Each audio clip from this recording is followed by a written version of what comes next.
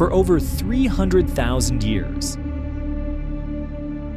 a species of human lived in Ice Age Europe. A world of long winters, shifting glaciers, and animals large enough to kill with a single mistake. Survival here wasn't a moment, it was a system, a way of living that had to work over and over again. And they did. They hunted at close range where distance couldn't protect you. They moved through landscapes where a failed hunt didn't just mean hunger, it meant death. They buried their dead, sometimes with tools, sometimes with flowers. Care that required not just knowledge, but something closer to grief. They were not us, but our closest relative, Neanderthals. If a modern human were placed into that world without preparation, they wouldn't last long. Our bodies are built for efficiency, for endurance, for distance. Neanderthals were built for impact, for force, for survival in conditions that push human limits to the edge. Their eyes were larger than ours, bigger lungs, denser bones, a frame built to take punishment that would break a modern human apart, and a brain even larger than ours. By every measure that should count, they were ahead of us. But something was about to change. Modern humans entered Europe, taller, lighter, carrying tools Neanderthals had never seen. At first, they lived side by side, two kinds of humans sharing the same world. They saw each other, avoided each other, sometimes came closer than that. And then something changed. Neanderthals were gone. Not in a war, not in a single catastrophe. Something quieter, stranger, and far more difficult to explain. What happened between these two species is one of the most complicated stories in human evolution, and it starts with a question we still can't fully answer. Why did the closest thing to us that ever lived vanish from the Earth? This episode is sponsored by NordVPN. We'll return to them later in the story.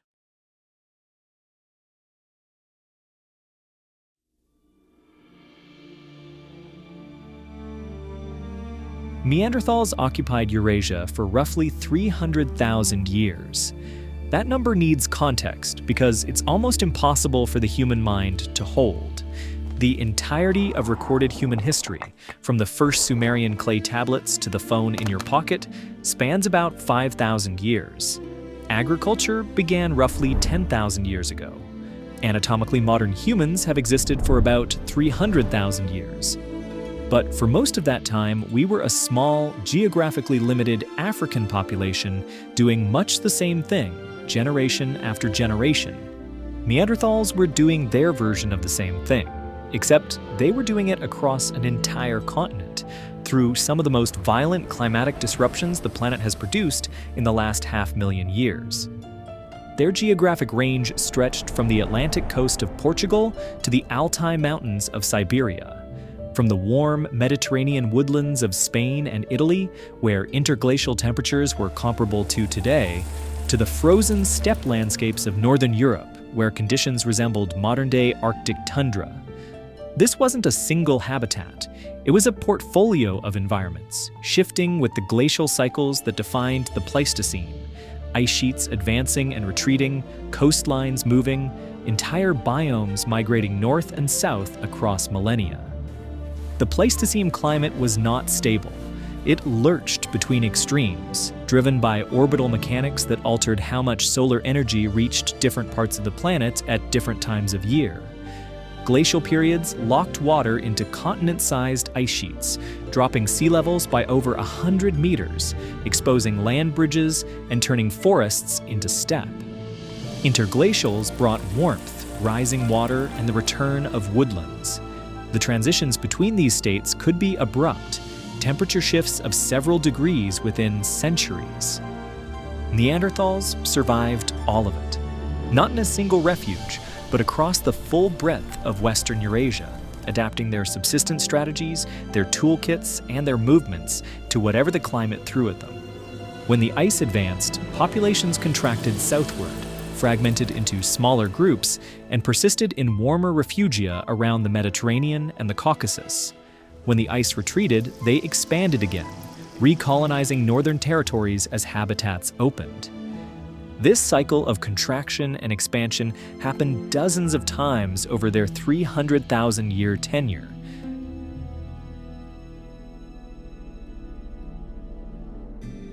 The result was a species shaped by climatic instability, in a way that modern humans, with our 10,000 years of relative warmth, have never been tested by. We call them extinct, but they lasted 15 times longer than civilization has existed. When anatomists first described the Neanderthal skeleton in detail, the language they used was revealing, robust, stocky, heavy-boned, thick. The words themselves tell you how they were being seen. Everything was measured against us. But a Neanderthal body wasn't a rougher version of ours. It was a precision instrument for a world we've never had to survive. Adult males averaged about 1.63 meters tall, broad-chested with a ribcage that flared wider than in modern humans, creating a barrel-shaped trunk that maximized core volume relative to surface area. Their limbs were proportionally shorter, particularly the forearms and lower legs, following a pattern biologists recognize as Bergmann's and Allen's rules. In cold climates, compact bodies with shorter extremities conserve heat more efficiently. The same pattern appears in modern Arctic-adapted populations, in cold climate mammals, and across the fossil record wherever organisms have had time to respond to sustained cold. Their hands were broad and powerful, with thick finger bones and pronounced muscle attachment sites that indicate grip strength well beyond the modern human average. Upper body robusticity was exceptional. Studies of humeral asymmetry show loading patterns consistent with sustained, high-force repetitive activity. These were arms built for work that demanded strength endurance, not just occasional bursts of power. Average body mass ranged between 64 and 82 kilograms, concentrated into a frame at least 10 centimeters shorter than most modern European males. That density, muscle and bone packed into a compact frame, is itself an adaptation. A body that retains heat better, resists cold-induced injury more effectively, and can generate sustained physical force in an environment where every calorie had to be hunted, processed, and consumed before it spoiled. And then there's the brain. Neanderthals' endocranial volume ranged from roughly 1,200 to 1,750 cubic centimeters. For comparison, the modern human average sits around 1,330. The overlap is substantial, and some Neanderthal specimens exceeded the upper range of most modern human samples. Now, brain size alone doesn't determine intelligence. Internal organization, connectivity, and the ratio of brain to body mass all matter. But the point here is simpler than the debate around cognition. For decades, the popular image of Neanderthals was built on the assumption that they were cognitively inferior. The physical evidence doesn't support that. What it supports is a creature with a brain fully within the range of our own, housed in a body engineered for conditions that would shut most modern humans down within days. They weren't primitive, they were specialized. And what they did with those bodies and those brains is where the story starts to shift.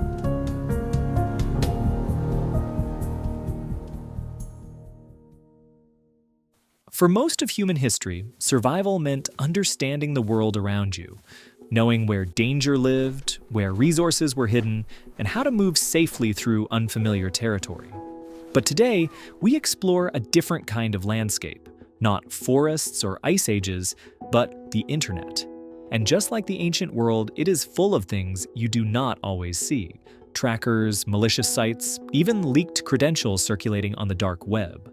As someone who spends a lot of time researching topics for these videos and digging through unfamiliar websites and archives, online security is something I take seriously. That's why this video is sponsored by NordVPN.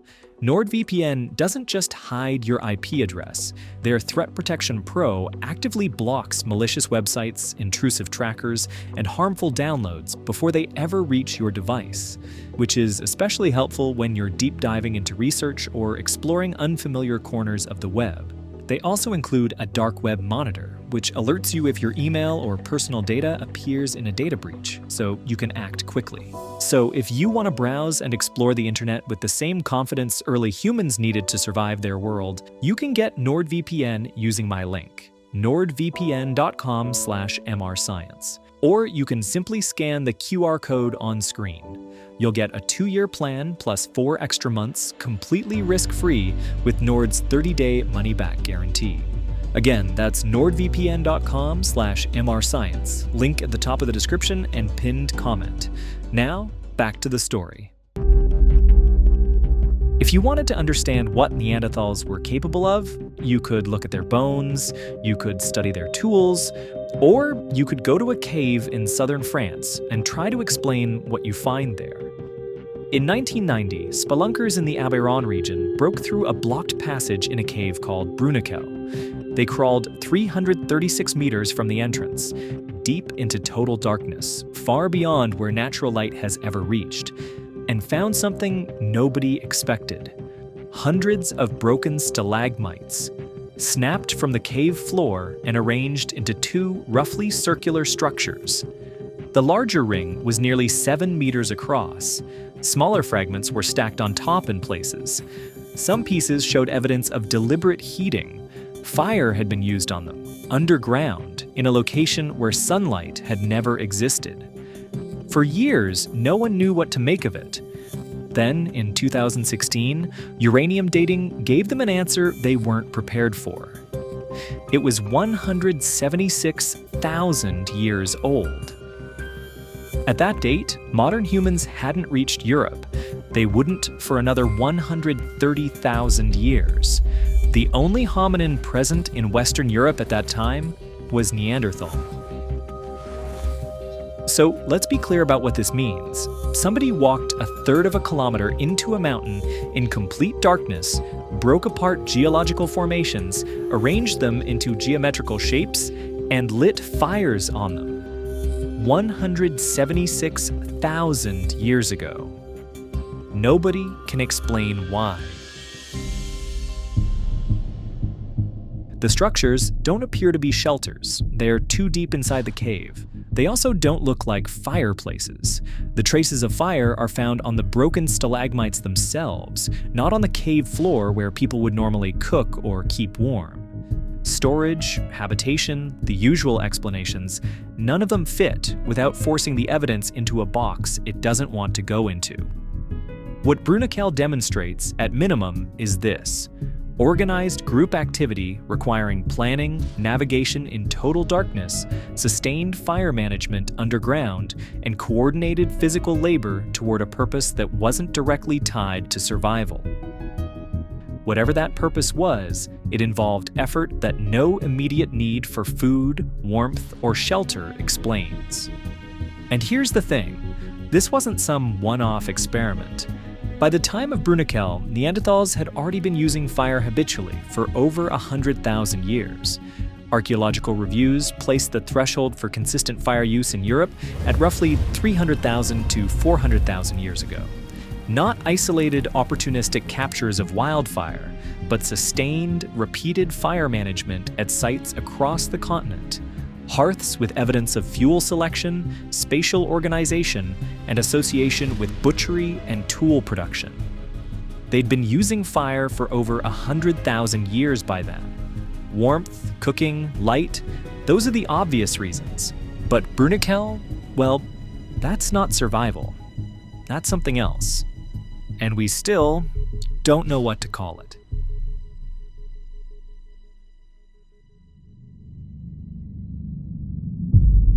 For 300,000 years, survival wasn't abstract. It wasn't a concept or a strategy. It was something you negotiated every single day with your body in a landscape that was actively trying to kill you. And the Neanderthals who lived in that landscape didn't just endure it, they walked straight into the most dangerous parts of it. The world they lived in was stocked with animals that could kill them easily.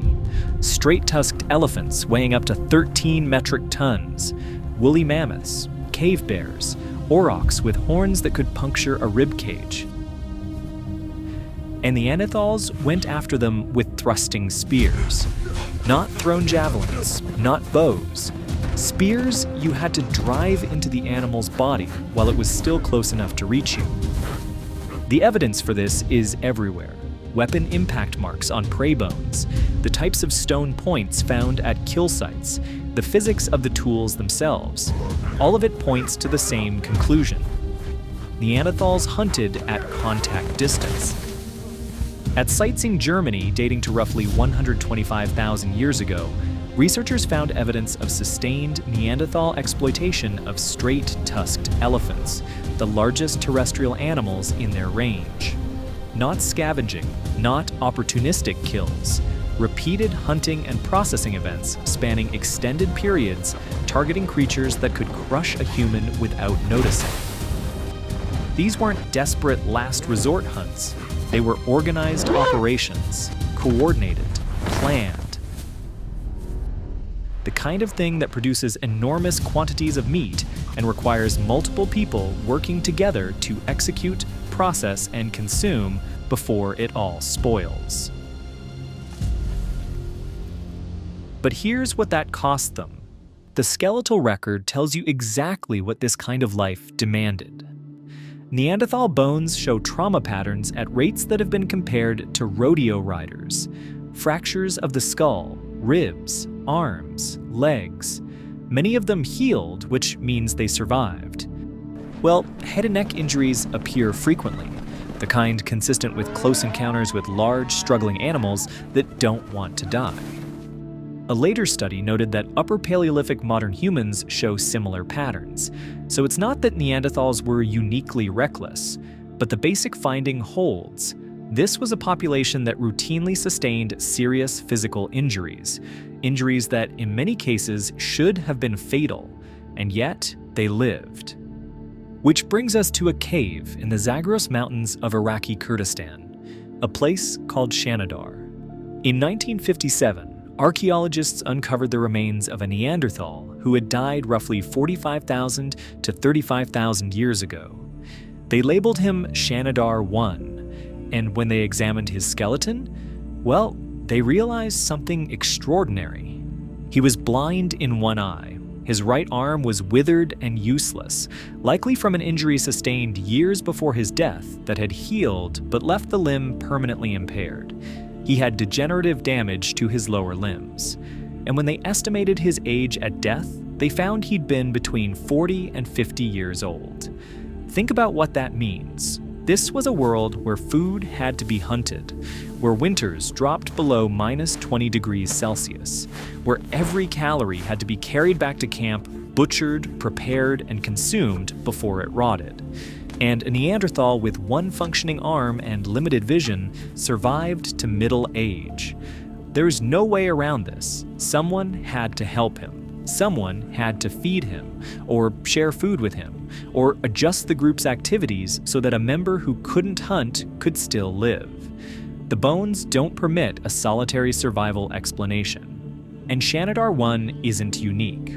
A systematic review of Neanderthal remains identified multiple individuals across different sites and time periods who survived severe impairments for extended durations, mobility limitations, hand injuries that would prevent tool use, conditions that required ongoing support.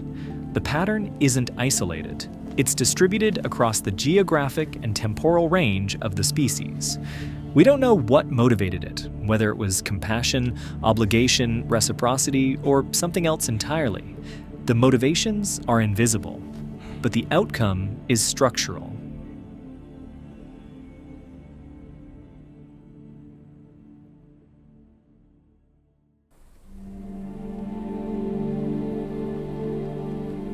Around 45,000 years ago, something happened that had never occurred before in the history of either species. modern humans entered Europe. And in this side, for 300,000 years, Neanderthals had been the only humans in Western Eurasia. The only ones navigating the Ice Age cycles. The only ones hunting mammoths in the tundra and sheltering in caves through the long winters. They had survived climate shifts that would have wiped out most species. And then, one day, they looked across a valley and saw another kind of human. Looking back.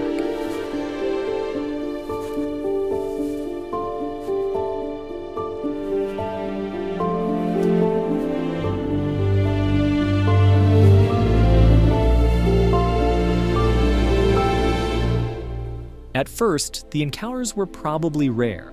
Europe was enormous, and both species lived in small, scattered groups moving through vast landscapes.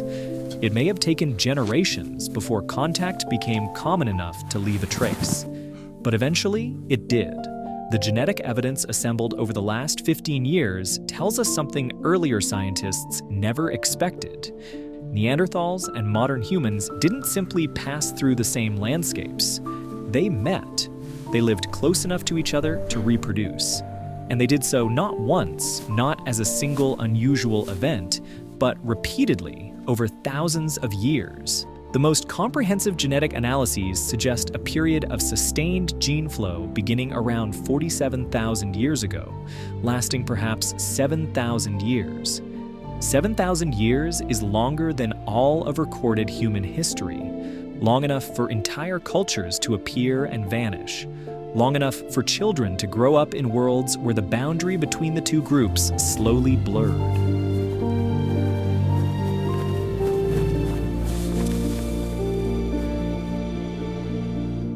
But contact did not mean equality, because although Neanderthals had survived for hundreds of thousands of years, the populations they maintained were small, very small.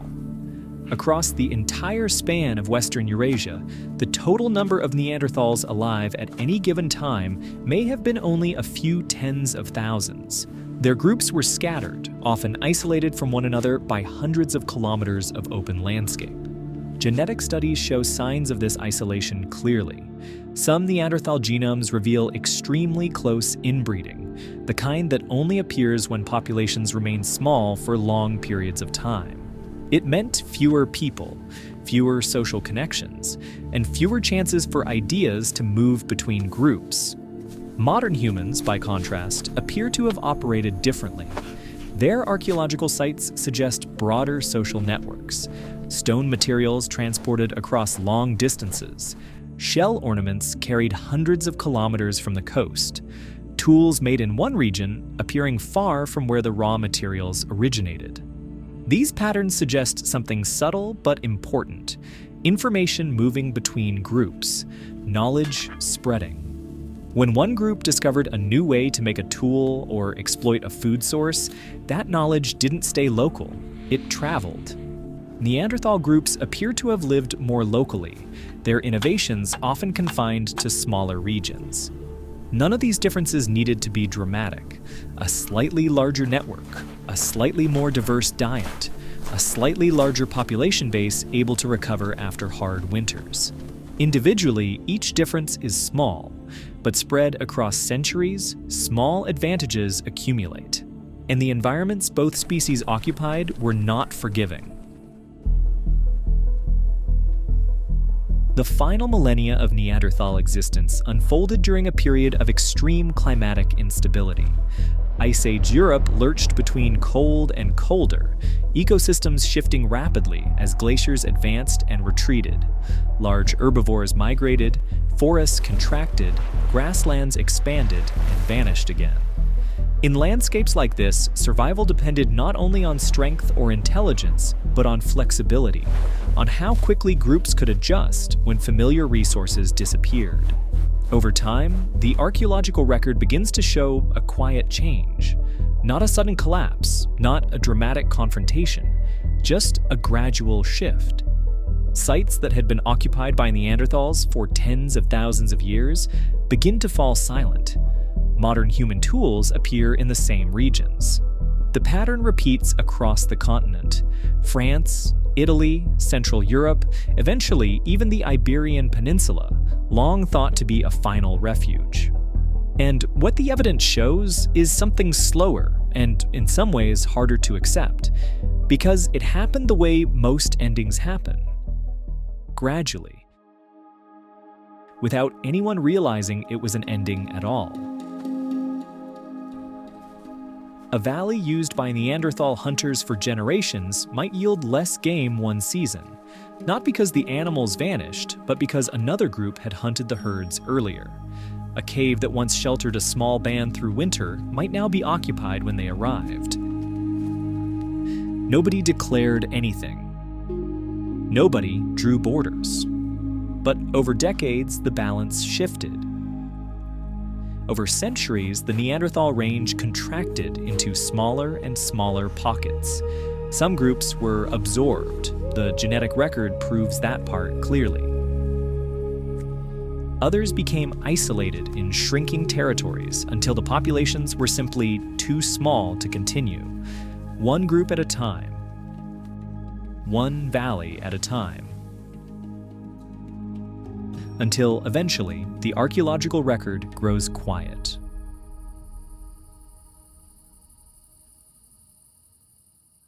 Across most of Europe, Neanderthal sites disappear around 40,000 years ago, and the world they had inhabited for 300 millennia became a world without them.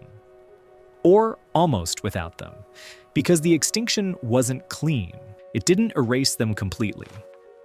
As we discussed earlier, Neanderthals and modern humans didn't remain completely separate when they met in Europe. Over thousands of years, individuals from the two groups occasionally had children together. Those children grew up within modern human populations and passed small fragments of Neanderthal DNA to the next generation. Over tens of thousands of years, those fragments were broken apart and reshuffled through recombination, the natural mixing of DNA every generation. Today, most people of non-African descent carry between 1% and 2% Neanderthal DNA. That number sounds small, but across billions of people, those fragments add up. Taken together, nearly 40% of the Neanderthal genome may still survive, scattered across living human populations. Pieces inherited through encounters that happened tens of thousands of years ago. Some of those genetic fragments still affect how our immune systems respond to disease. Some alter pain sensitivity.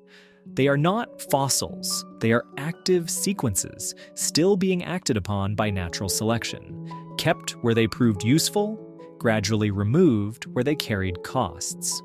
Which means Neanderthals did not vanish in the way we often imagine extinction. They didn't simply disappear. Part of them survived.